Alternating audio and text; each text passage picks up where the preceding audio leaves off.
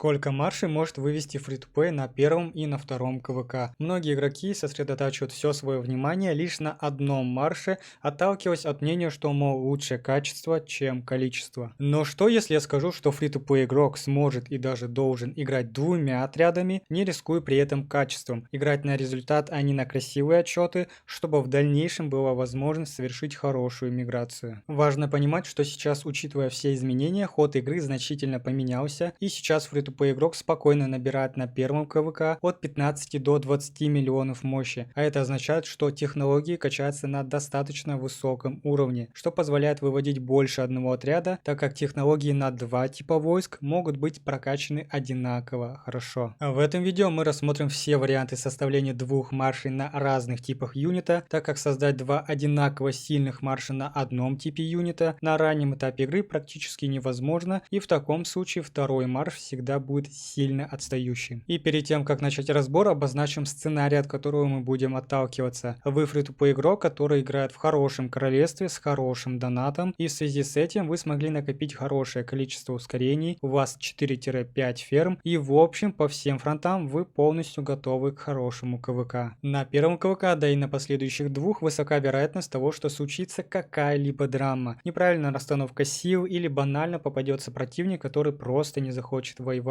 дольше одного расшира. Именно из-за вероятности случая таких событий фри-то-плей может и должен играть на результат и выводить два отряда, так как если войны не будет или она продлится всего лишь 15 часов, то нужно будет выжать из этого времени весь максимум. Да и в принципе первые два КВК еще позволяют выводить недокачанные марши с синим снаряжением, поэтому пользуясь этим нужно выжать из этого максимум пользы. Также стоит отметить, что при создании второго марша стоит отталкиваться от того, что вы уже создали первый марш. То есть сначала нужно закончить со своим первым маршем, чтобы потом уже приступать к созданию второго. Делается это для того, чтобы обезопасить себя от всевозможных неприятных конфузов. Если ты начнешь делать снарягу на два марша, то просто можешь не успеть более-менее закончить ни с первым, ни со вторым. Каких командиров можно будет вывести каждому типу юнитов? Если ты делаешь упор на пехотный марш, то лучшая связка для этого будет Суньцзы Пир. С eventом обмена фри-то-плей могут позволить себе прокачку легендарных командиров с таверны. Пира можно будет выводить при прокачке 5-5-1-1. Это тот минимум, который позволит ему хорошо отыгрывать в поле. Но лучшая прокачка, конечно, это 3-5-1. Суньцзы стоит первым, так как его четвертый навык здорово запустит навык второго командира, что позволит Пиру нанести по одной цели больше урона. А учитывая неслабый множитель Пира, это будет отличным бонусом. Снаряжение на этот марш можно создать следующее.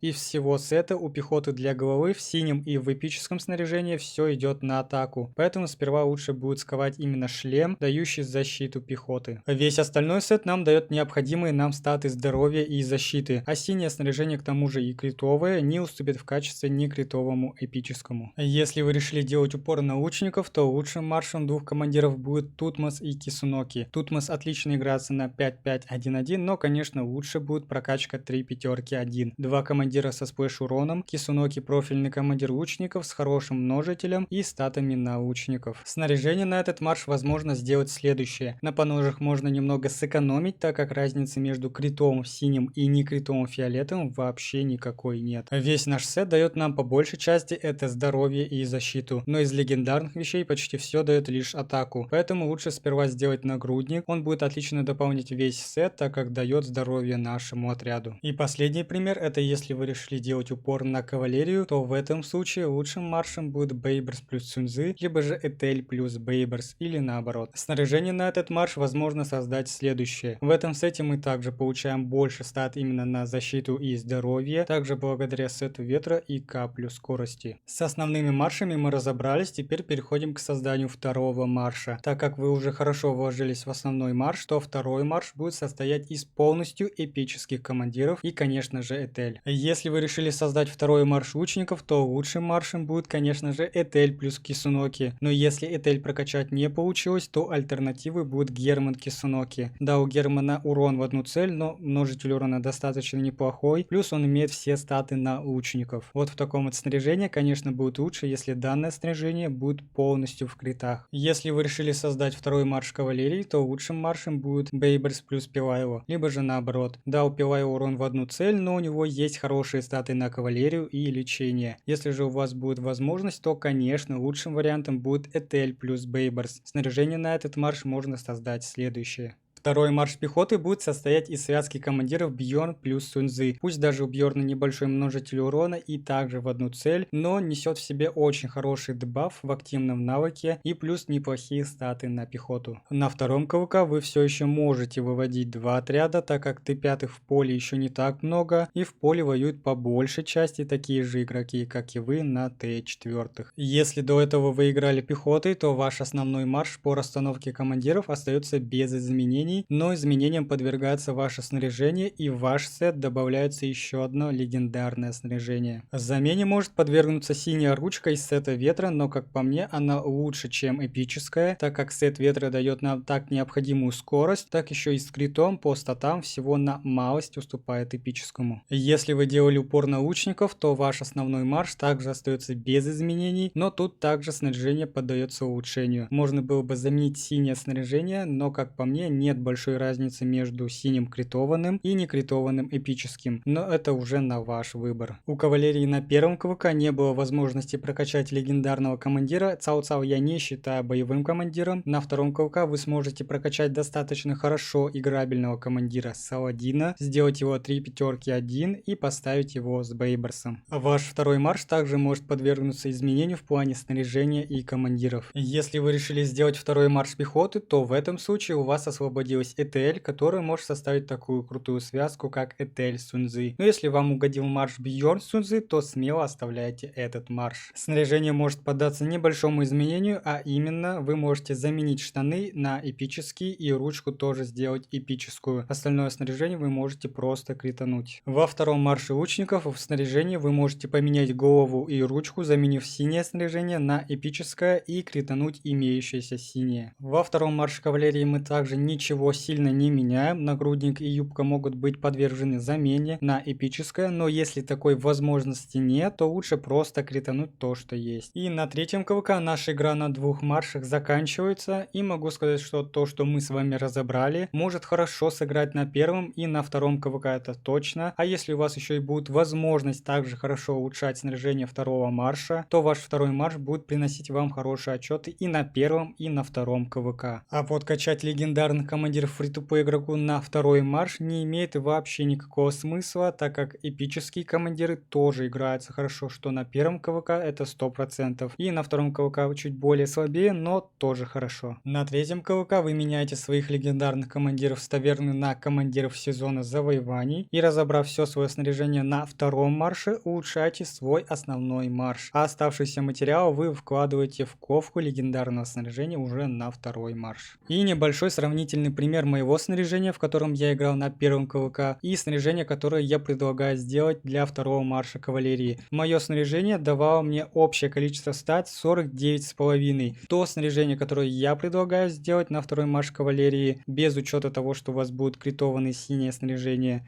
дает общее количество стат 39,5%. И разница между моим снаряжением и то, которое я предлагаю сделать, всего лишь в 10%. И в этом снаряжении я делал такие отчеты, как 1 к 2, 1 к 1,5. И получается, что разница между моим снаряжением и тем, которое я предлагаю сделать на второй марш кавалерии, всего лишь в 10%. И получается, что вы вторым маршем также сможете делать такие же отчеты, как 1 к 2, 1 к 1,5. И в принципе для второго марша это достаточно хороший результат. Но если вы еще и сможете критануть полностью свое снаряжение на втором марше кавалерии, то разница между этим снаряжением и моим вообще будет минимальной, всего лишь в 6%. И здесь начинается самая важная часть видео, как бы я в действительности выстраивал бы двойку маршей на первом и на втором КВК. Ведь из всего представленного и разобранного, а именно второй марш кавалерии, пехоты и лучников, самым таким слабым выглядят именно почему-то лучники, потому что если мы делаем упор на пехоту, то у нас остается сделать выбор между кавалерией и лучниками, как я уже сказал, сделать второй марш также пехоты не видится возможным. Вот, мы делаем второй марш кавалерии, и у нас выходит, что мы делаем либо Бейберс Пилайло, либо же лучшим вариантом, конечно же, будет Этель Бейберс. Но не у всех выходит прокачать Этель вместе с пером. То есть там нужно вкладывать не то чтобы голову, а именно звезды. Если у вас не будет хватать звезд, то тогда придется делать Бейберс плюс Пилайло. И в принципе это тоже неплохой вариант на первое КВК. Но если вы решили сделать второй марш лучников, то тут немножечко сложнее. В принципе, вы можете сэкономить золотые звезды на пере, потому что он все равно у вас будет стоять вторым командиром. То тогда вы сможете сделать Эдельфлет 60